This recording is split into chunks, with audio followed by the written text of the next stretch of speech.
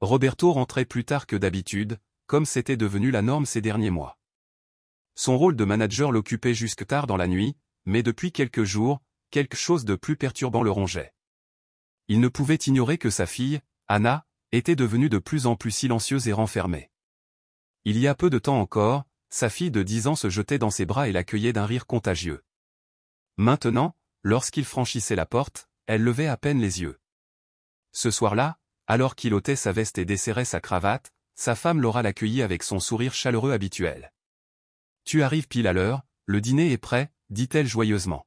« Merci, Laura », répondit Roberto d'une voix fatiguée. À table, Anna piquait sa nourriture, le visage empreint de découragement et d'anxiété. Roberto se glissa en face d'elle, la regardant du regard. « Comment s'est passée ta journée, princesse ?» demanda-t-il doucement. Pendant un bref instant, Anna leva les yeux. Puis son regard se posa à nouveau sur son assiette.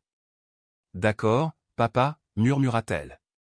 Laura a proposé une explication simple, elle est juste distraite, la journée à l'école a dû être ennuyeuse. Roberto hocha la tête, sceptique. Son instinct paternel lui disait qu'il y avait autre chose derrière le silence d'Anna, et il refusait de l'ignorer. Plus tard, tandis que Laura était absorbée par la télévision dans le salon, Roberto se glissa jusqu'à la chambre d'Anna. Il frappa doucement, puis entra. Elle était assise sur son lit, serrant son ours en peluche contre elle, les yeux fixés sur la fenêtre. « Puis-je m'asseoir » demanda-t-il. Anna acquiesça à peine. « Ça va, princesse ? J'ai remarqué que tu étais très silencieuse ces derniers temps. » Anna hésita, serrant plus fort son ours en peluche. « Papa, je peux te dire quelque chose » murmura-t-elle, la voix tremblante d'insécurité. « Bien sûr » répondit Roberto en se penchant vers lui. « Tu peux tout me dire. » Elle prit une inspiration tremblante. « C'est Laura, elle n'est pas gentille avec moi quand tu n'es pas là » murmura Anna. Un frisson parcourut l'échine de Roberto. L'accusation était aussi grave qu'inattendue. Laura avait toujours été gentille, envers lui comme envers Anna. Les paroles de sa fille étaient-elles vraies ? « Que veux-tu dire, Anna ? » « Que fait Laura » demanda-t-il en s'efforçant de garder une voix calme. Anna fixait les oreilles de son ours. « Elle me crie dessus, me traite de maladroite, dit que je ne sais rien faire correctement, et un jour, elle m'a dit que tu serais mieux sans moi. » La douleur dans les yeux d'Anna blessa Roberto plus profondément que n'importe quel coup. Il aurait voulu crier que c'était impossible, mais sa peur semblait sincère. « Pourquoi ne me l'as-tu pas dit avant » demanda-t-il, la voix brisée.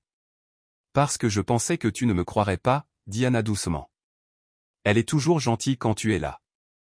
Elle ne change que quand on est seul. » Roberto déglutit difficilement. Il aurait voulu faire comme si de rien n'était, mettre ça sur le compte d'un malentendu, mais la douleur d'Anna ne laissait aucune place au doute. Il la serra fort dans ses bras. « Je te le promets, je vais arranger ça. Tu n'as pas à avoir peur. Je suis là pour te protéger. » Cette nuit-là, tandis que Laura dormait profondément à ses côtés, Roberto resta éveillé, les paroles d'Anna résonnant dans son esprit. Était-il possible que la femme qu'il aimait, celle en qui il avait eu confiance, maltraite leur fille ? L'idée lui était insupportable, mais il ne pouvait l'exclure.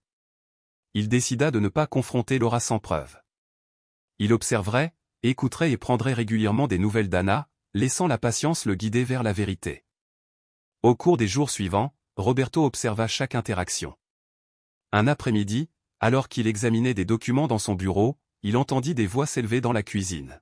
« Je t'avais dit de ne pas toucher à ça, Anna. » Le ton dur de Laura résonna dans la maison, un ton que Roberto n'avait jamais entendu auparavant. Il se précipita dans la cuisine et trouva Anna debout, les yeux baissés et les mains jointes derrière le dos, tandis que Laura la regardait avec frustration.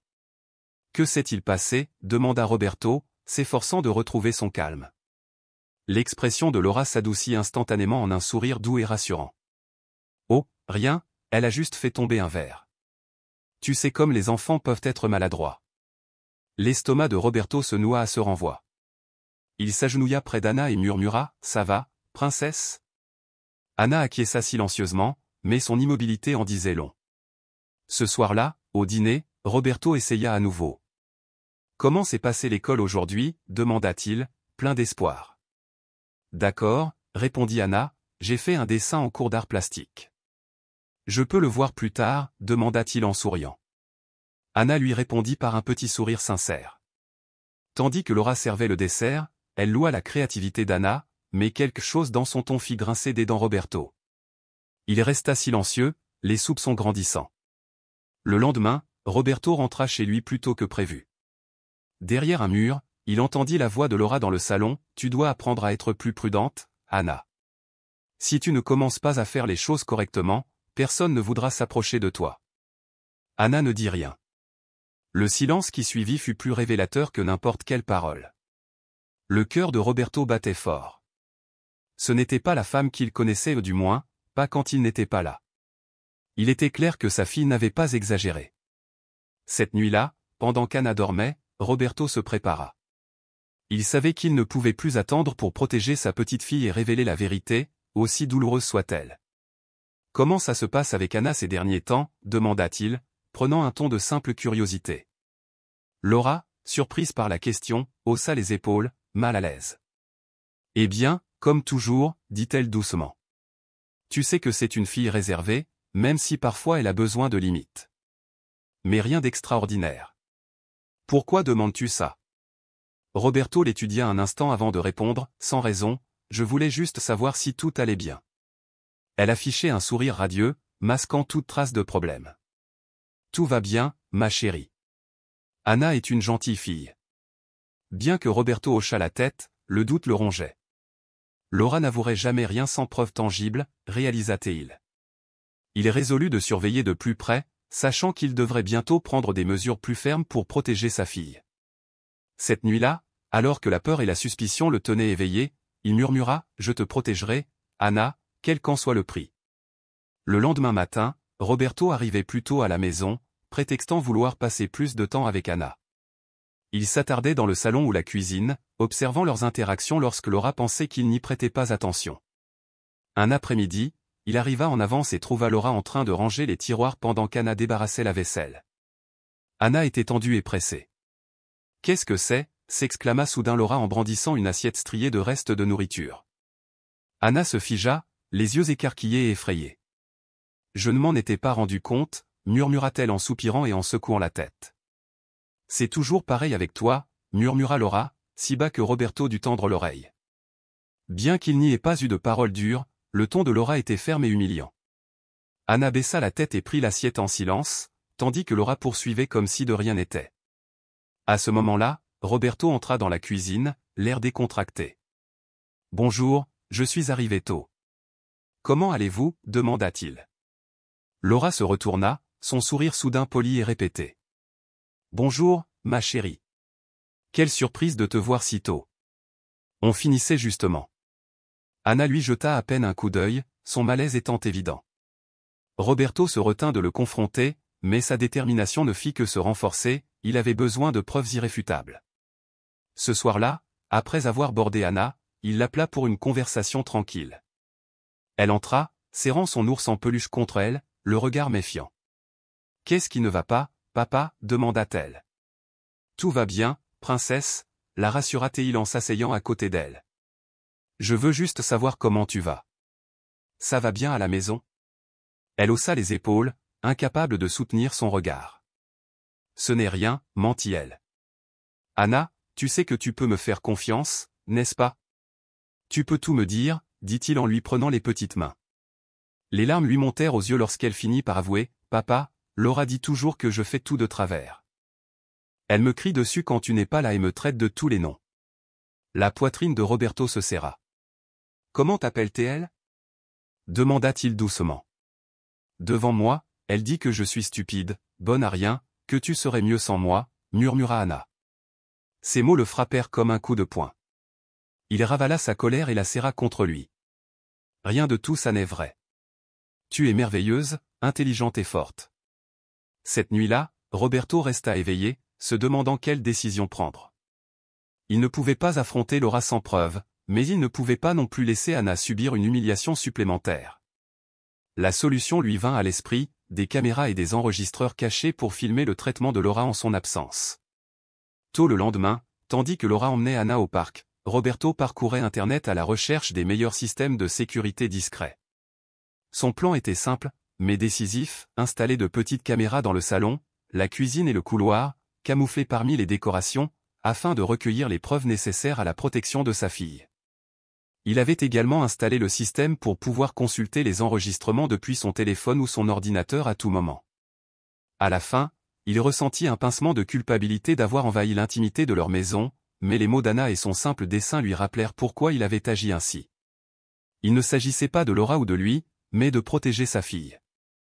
Les premières nuits, Roberto se consacra à visionner les images, mais ne remarqua rien de manifestement abusif. Laura resta stricte avec Anna, mais rien de flagrant.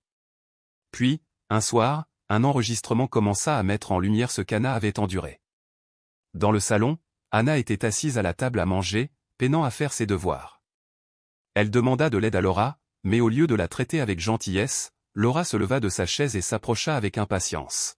« Tu ne peux pas faire quelque chose d'aussi simple, lança-t-elle. Bien que le son fût étouffé, l'expression sévère de Laura en disait long. Anna baissa la tête et se remit à écrire, tandis que Laura s'éloignait en secouant la tête avec mépris. Roberto serra les poings, il n'y avait eu aucune blessure physique, mais le dédain était évident. Quelques jours plus tard, une autre scène lui glaça le sang. Dans la cuisine, Laura préparait le dîner tandis qu'Anna mettait la table. Lorsqu'Anna laissa tomber une fourchette, Laura se retourna brusquement et, d'un ton sans doute dur, lui dit qu'elle ne savait rien faire correctement.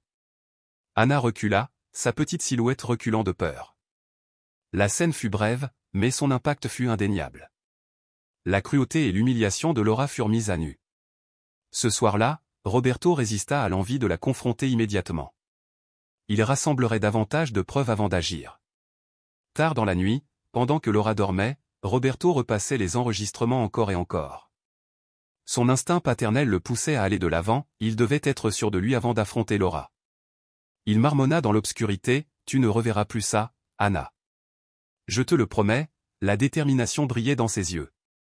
Pourtant, même après des jours d'enregistrement remplis d'impatience, de commentaires acerbes et de silence glacial, il craignait que Laura ne mette tout cela sur le compte du stress ou d'un malentendu. Il avait besoin d'une certitude absolue. Le lendemain matin, tandis qu'Anna jouait dans le jardin, Roberto ouvrit son ordinateur et activa les dernières vidéos. Il savait qu'il ne pouvait plus attendre. Dans un extrait de la veille, Anna était assise sur le canapé du salon et regardait la télévision. Laura entra, l'air agacé, se précipita vers elle et éteignit brusquement la télévision. Elle se pencha vers Anna et cria quelque chose de violent. Anna se recroquevilla contre les coussins, mal à l'aise et seule. Laura attrapa la télécommande et la jeta sur la table avant de sortir de la pièce d'un pas lourd. Bien que les mots fussent perdus, le langage corporel de Laura exprimait tout, elle bouillonnait de rage et ne fit aucun effort pour contenir sa frustration. Cet après-midi-là, Roberto fit semblant de travailler dans son bureau pour entendre Laura et Anna dans la cuisine. Depuis le couloir, il entendit Laura gronder Anna, « Pourquoi es-tu si maladroite ? Je te l'ai dit 1000 fois, fais attention où tu vas. » Anna répondit doucement, mais sa réponse fut couverte par le bruit d'une assiette claquée sur la table. Les larmes lui montèrent aux yeux, ce n'était ni un accident ni un malentendu.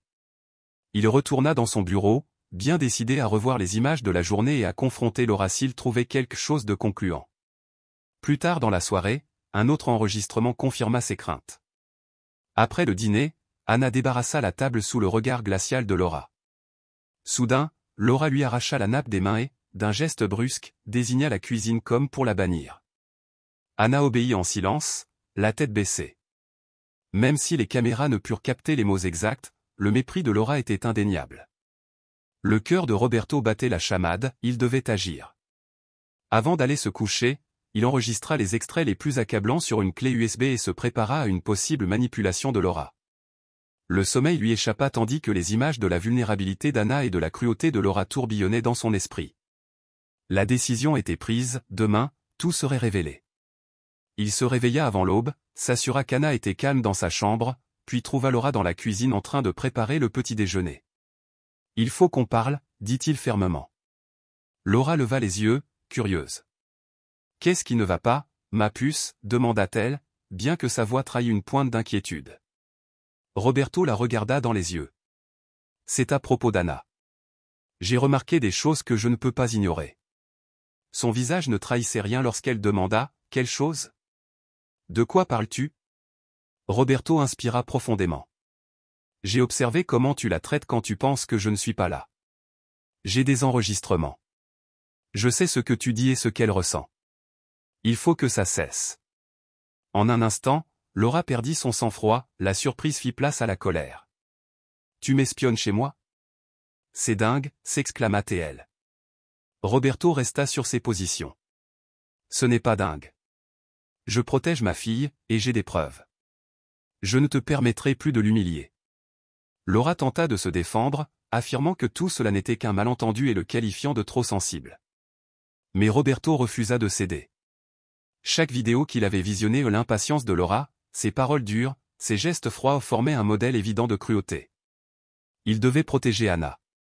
Ce jour-là, Roberto emmena Anna se promener dans le parc, le même chemin tranquille qu'ils empruntaient autrefois avant que la vie ne s'emballe. Anna lui prit la main et demanda « Pourquoi sommes-nous sortis aujourd'hui ?» Il sourit doucement, espérant la réconforter. « Parce que tu m'as manqué et que je pensais qu'on avait tous les deux besoin d'une pause. » Anna hocha la tête, même si l'inquiétude teintait encore son visage. Après un moment de silence, Roberto s'agenouilla à sa hauteur. « Anna, je veux que tu me dises comment tu te sens à la maison. Je sais que tu as essayé, mais j'ai besoin de l'entendre de ta bouche. » Anna hésita, puis murmura, « Quand tu es à la maison, tout va bien. Mais quand tu n'y es pas, Laura, elle dit des choses désagréables. Hier, elle a dit que j'étais un problème et que je lui donnais toujours du travail supplémentaire. » Un nœud se forma dans l'estomac de Roberto. Il prit ses petites mains dans les siennes et la regarda droit dans les yeux. « Anna, ce qu'elle dit est faux. Tu n'es jamais un problème pour moi. Tu es la meilleure chose au monde, et je veillerai à ce que tu sois toujours en sécurité et heureuse. » Il la serra dans ses bras, sachant que le plus dur combat ne faisait que commencer, mais qu'il ne cesserait jamais de la protéger. Il le disait toujours, la regardant avec détermination. Anna le serra fort dans ses bras, et Roberto ressentit l'intensité de la peur et de la tristesse que sa fille ressentait. Sa décision était prise, il devait prendre des mesures décisives pour la protéger. Cette nuit-là, Roberto commença à réfléchir à la manière dont il gérerait la situation. Il savait qu'affronter Laura directement pourrait être compliqué, c'était une experte en manipulation. Il décida de consulter un avocat pour comprendre ses options juridiques si nécessaire. Le lendemain, il a rencontré un ami proche qui travaillait en droit de la famille. Sans trop dévoiler de détails, il lui a expliqué la situation et lui a demandé ce qu'il pouvait faire. Roberto l'a averti, « Si tu as des preuves tangibles de ce que tu me dis, tu peux les utiliser pour demander une ordonnance restrictive ou même entamer un divorce avec garde exclusive pour toi. Mais sois prêt, si elle se sent acculée, elle pourrait se défendre. » Roberto hocha la tête, conscient que le chemin ne serait pas facile, mais déterminé à protéger Anna à tout prix. Pendant ce temps, à la maison, Laura commençait à sentir que quelque chose se tramait. Bien que Roberto restât aimable et cordial, un changement d'attitude se produisit dans son attitude, qu'elle tenta de déchiffrer. Elle s'efforçait de garder le contrôle de la situation en affichant une façade chaleureuse envers Anna chaque fois que Roberto était présent. Mais lorsqu'ils étaient seuls, son ton redevenait sec. Un après-midi, elle s'approcha de Roberto dans son bureau. « J'ai remarqué que tu étais un peu distant ces derniers temps. »« Tout va bien ?» demanda-t-elle avec un sourire qui n'atteignait pas ses yeux. Roberto leva les yeux de son ordinateur et l'observa un instant avant de répondre. « Ce n'est rien, Laura. Je réfléchissais juste à comment améliorer les choses à la maison, » dit-il en choisissant ses mots avec soin. Laura le regarda avec curiosité, mais n'insista pas davantage. Roberto savait que quelque chose était en train de changer, mais il n'arrivait pas encore à identifier ce que c'était. Ce soir-là, pendant que Laura s'affairait dans la cuisine, Roberto revoyait les enregistrements les plus récents. Dans l'un d'eux, il vit quelque chose qui le rendit furieux, Laura fouillant dans le sac à dos d'Anna, trouvant un carnet rempli de dessins, puis les critiquant à voix haute. Bien que le son ne fût pas clair, le langage corporel d'Anna exprimait l'humiliation et la peur. Roberto serra les dents, il ne pouvait pas laisser cela continuer. Il savait qu'une confrontation directe pourrait provoquer une réaction dangereuse, alors il décida de chercher du soutien. Ce soir-là, Roberto appela sa mère, une personne en qui il avait toujours eu confiance. « Maman, j'ai besoin de te parler, c'est à propos d'Anna et Laura.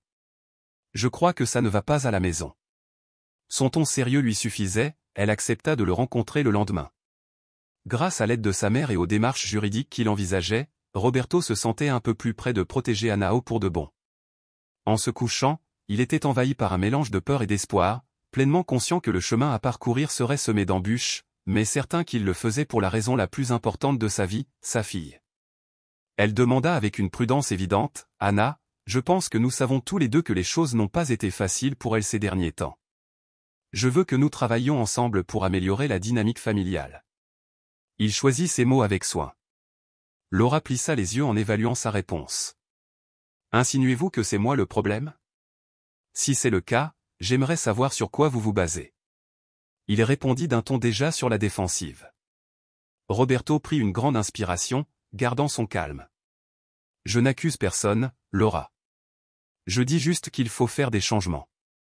Anna est une enfant sensible, et je veux m'assurer qu'elle grandisse dans un environnement positif. » Laura sembla se détendre un peu, même si Roberto sentait encore sa défensive. « Ce n'est pas grave si tu penses qu'on peut améliorer quelque chose. Je le ferai. Mais j'espère que ce n'est pas une façon de me reprocher quelque chose que je n'ai pas fait, répondit-elle d'un ton conciliant. Cette nuit-là, pendant que Laura dormait, Roberto termina de rassembler tous les documents et preuves qu'il présenterait au juge. Il savait que le temps jouait contre lui et que l'imprévisibilité de Laura pouvait devenir dangereuse à tout moment. Bientôt, pensa-t-il, Anna sera complètement en sécurité. La situation avec Laura devenait de plus en plus tendue. Bien qu'il ait emmené Anna chez Carmen pour la mettre en sécurité, il savait que la prochaine étape serait décisive. Ces derniers jours, Laura avait commencé à se montrer presque distante, observant chacun de ses mouvements. Cela ne faisait qu'accroître les soupçons de Roberto.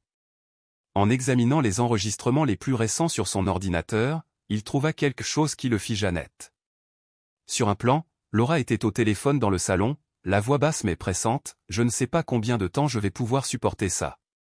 Il se comporte bizarrement, comme s'il savait quelque chose. Non, je ne pense pas qu'il y ait de preuves. Anna est sortie pour l'instant, mais ça ne peut pas continuer comme ça. » Roberto marqua une pause et rembobina la vidéo, certain d'avoir bien entendu. Laura était consciente de ses soupçons et semblait préparer son propre plan. Déterminé à ne pas se laisser avoir, Roberto rendit visite à Carmen et Anna le lendemain matin. Il trouva Anna jouant tranquillement dans le jardin sous l'œil attentif de Carmen. « Comment vas-tu, maman » demanda-t-il en la serrant dans ses bras. Carmen le regarda sérieusement. « Je vais bien, mon fils, mais je m'inquiète surtout pour toi. Comment va la maison ?» Roberto soupira et lui montra l'enregistrement. Carmen fronça les sourcils. « Ce n'est pas bon, Roberto. Elle sait qu'il se passe quelque chose et pourrait essayer de se défendre avant que tu puisses agir. Que comptes-tu faire ? » « Je vais parler à mon avocat aujourd'hui, » répondit-il, déterminé. « Je pense avoir suffisamment de ressources pour avancer sur le plan juridique. Je ne peux plus attendre. » Carmen posa une main sur son épaule. « Fais ce que tu as à faire, mais n'oublie pas que tu n'es pas seul. Anna est en sécurité ici, et nous ferons tout notre possible pour te soutenir. » Voir le sourire d'Anna pendant qu'elle jouait a donné à Roberto la force de continuer. Plus tard dans l'après-midi, au cabinet de son avocat, il a présenté les enregistrements et exposé la situation. L'avocat l'a écouté attentivement avant de lui prodiguer des conseils cruciaux. « Roberto, ton dossier est solide, mais prépare-toi à une réaction. Si Laura soupçonne que tu déménages légalement, elle pourrait manipuler la situation ou agir de manière irrationnelle.